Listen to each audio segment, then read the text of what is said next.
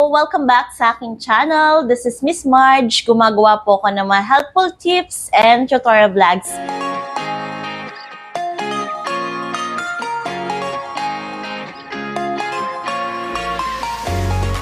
Welcome to my channel. This is Miss Marge. Gumagawa po ako ng mga helpful tips and tutorial vlogs. Kung bago po kayo sa aking channel and interested kayo sa aking mga topics, huwag niyo pong kalimutang mag-subscribe for more helpful videos na aking upload. So for today's video po, ituturo ko sa inyo kung paano ba mag-apply ng Pag-ibig Loan online kahit wala pa po kayong Pag-ibig online account.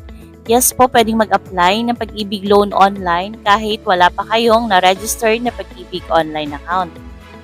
But before we proceed sa ating tutorial for today, gusto ko lang pong i-promote sa inyo ang aking business RMT Travel and Tours. Kung kailangan nyo po ng airplane ticket or ferry ticket like to go, or gusto nyo magbakasyon sa Boracay, Palawan, or any domestic and international destination, message lang po kayo sa aming Facebook page, RMT Travel and Tours. And please like and follow din po ang aming Facebook page para updated kayo sa aming mga promos for tickets and tours. Pabook na po kayo. Thank you in advance. So to continue with our tutorial for today, so una, gamit ang yung cellphone or computer, buksan nyo lang po yung internet browser nyo gaya ng Google Chrome at pumunta po tayo sa website ni pagibigfund.gov.ph. Ilalagay ko rin po yung link ng website na to sa description at comment section ng video to. So once nasa website na po kayo ni Pag-ibig Fund, ganito po yung makikita nyo, and then may makikita kayong data privacy dyan. So, click nyo lang yung box ng I have read para malagyan ng check, and then click nyo po yung proceed button. And then, makakapasok na kayo or mananavigate nyo na yung website ni Pag-ibig Fund. Then, may makikita kayong welcome to Pag-ibig Fund. Sa bandang baba, may makikita kayong e-services. So, scroll nyo lang pababa hanggang makita nyo yung e-services. So, once nakita nyo na yung e-services, click nyo po yung virtual Pag-ibig for members. And then, may makikita kayo ulit na data privacy. So, click nyo lang ulit yung box ng I have read para malagyan ng check, and then click nyo po ulit yung proceed. And then, may mga lalabas na choices. Click nyo lang yung apply for and manage loans. May mga lalabas ulit na choices. Click nyo lang po yung apply for a short-term loan. And then, mapupunta na kayo sa process ng pag-apply ng Pag-ibig Loan. And kung ano yung mga dapat nyong i-ready sa pag-apply ng Pag-ibig Loan online. So, una is yung loan application form. So, kung wala pa po kayong Pag-ibig Loan form, click nyo lang yung click here to download a loan application form. And kung employed po kayo or may work kayo ngayon, pwede po kayong humingi sa employer nyo or sa HR nyo ng Pag-ibig Loan form. Pero pwede nyo rin siyang i-download dito sa website. So, click nyo lang yung click here to download a loan application form. And then, mapupunta kayo sa mga Pag-ibig form. So, scroll nyo lang pababa hanggang mapunta kayo sa short-term loan forms. And then, makikita nyo yung multipurpose loan application form. I-click nyo lang yung PDF logo sa tapat niya para ma-download nyo yung multipurpose loan application form. So, pag may Pag-ibig loan form na po kayo, fill upan nyo lang ng mga information na kailangan. Kung hindi nyo po alam kung paano mag-fill up ng Pag-ibig loan form, click nyo lang yung front page para sa front page kung paano siya pilapan, and click nyo lang yung back page kung paano pilapan yung back page. So, ito po yung example ng Pag-ibig loan form and kung paano pilapan yung front page niya. So, filapan nyo lang yung details nyo dyan, and then kung may friends or relatives kayo, pwede nyo papirmahin na dun sa witness. And once na filapan nyo na yan, ibigay nyo lang sa employer or sa company nyo para pirmahan po nila yung Pag-ibig loan form nyo. Sa bandang likod naman po nitong Pag-ibig loan form, si company po or si employer nyo ang mag-fill up nyan at pipirma dyan. Pero pwedeng hindi na rin fill upan at pirmahan ni company yan. Basta mag-attach lang po kayo ng 1-month payslip nyo na may certified true copy at pirma ng inyong company. So okay na po na yun na lang yung i-attach nyo kahit hindi na to fill upan ni company. So, kung na-fill upan nyo na yung loan application nyo and may pirma na siya ng company nyo, scan nyo lang po siya. So, separate file yung front page, separate file din yung back page. Kung walang pirma yung back page at walang fill up ni company, scan nyo yung back page kasama nung copy nung 1-month payslip nyo na may certified true copy. So, separate yung front and back. And then, next po is i-ready nyo lang yung scan copy or picture ng one valid ID nyo. And also, i-ready nyo rin yung scan copy or picture ng cash card or ATM na inisyo sa inyo ni Pag-ibig. Gaya ng Loyalty Card Plus, kung ano yung ATM na inisyo sa inyo ni Pag-ibig. Kasi doon ipapasok yung niloan nyo sa Pag-ibig. And lastly, mag-selfie or magpa-picture po kayo na hawak-hawak nyo yung valid ID nyo at yung cash card nyo or ATM nyo na galing kay Pag-ibig. Para sa sample, click nyo lang yung click here to see sample. So once na ready nyo na yung Pag-ibig loan form, ID, cash card at selfie nyo, i-click nyo lang po yung proceed button. And then, may lalabas na choose your loan. So click nyo lang yung arrow pababa sa select your loan type. And then, pipili na kayo kung ano yung loan na i-apply nyo. So, dahil multipurpose loan or Pag-ibig short-term loan yung i-apply ko, sinelect ko na lang is multipurpose loan, 2 years loan term. So, pwede ring 3 years, pero ang pinili ko is yung 2 years loan term lang. So, click nyo lang kung ano yung loan na gusto nyong i-apply.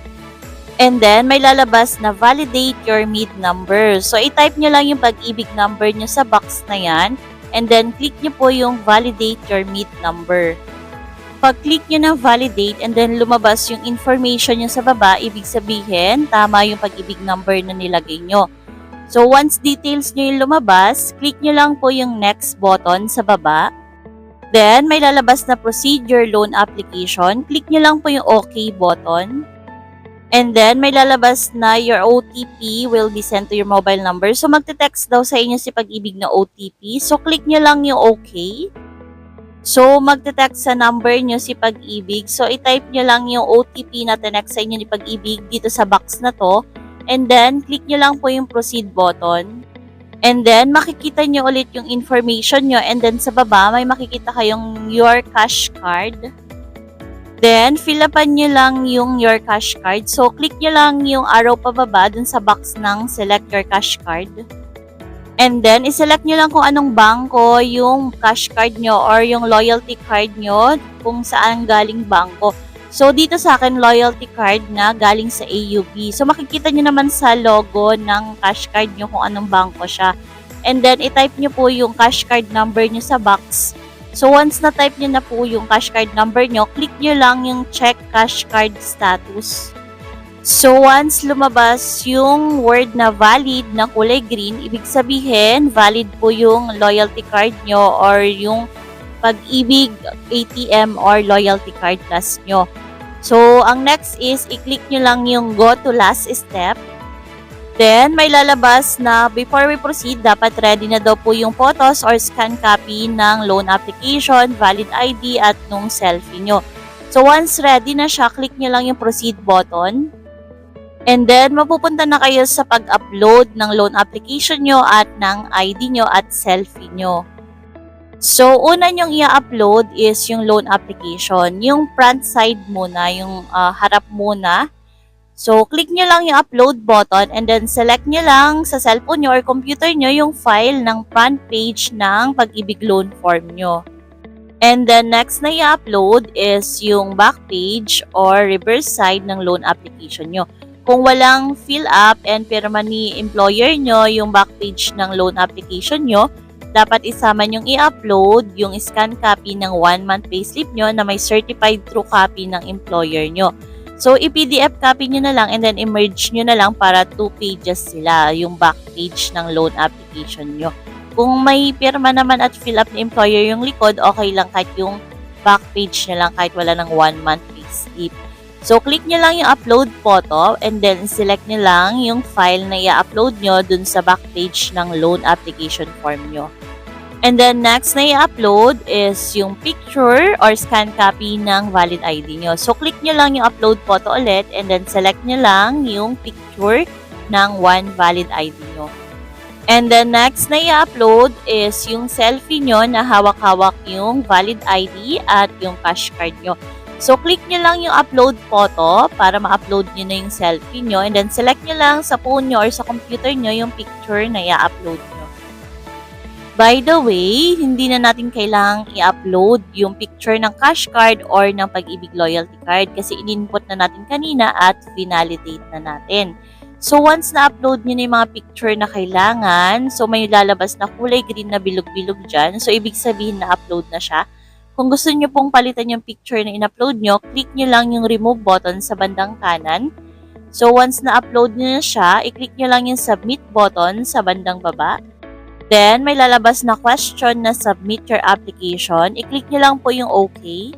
After that, lalabas na yung notification na you have successfully submitted your short-term loan application.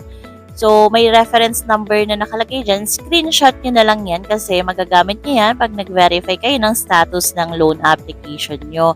So, ibig sabihin niya na submit na yung loan application nyo kay Pag-ibig. Then, magte-text sa inyo si Pag-ibig na your online STL application has been successfully submitted. So, para matrack nyo yung status ng loan application nyo, click nyo lang po yung link na yan. Then, mapupunta kayo sa loan status verification. So, click nyo lang yung select type loan, yung arrow pababa doon, para i-select nyo kung ano yung ni-loan nyo or in-apply yung loan. So, for example, ito, multipurpose loan yung in-apply ko. So, clinic ko lang yon.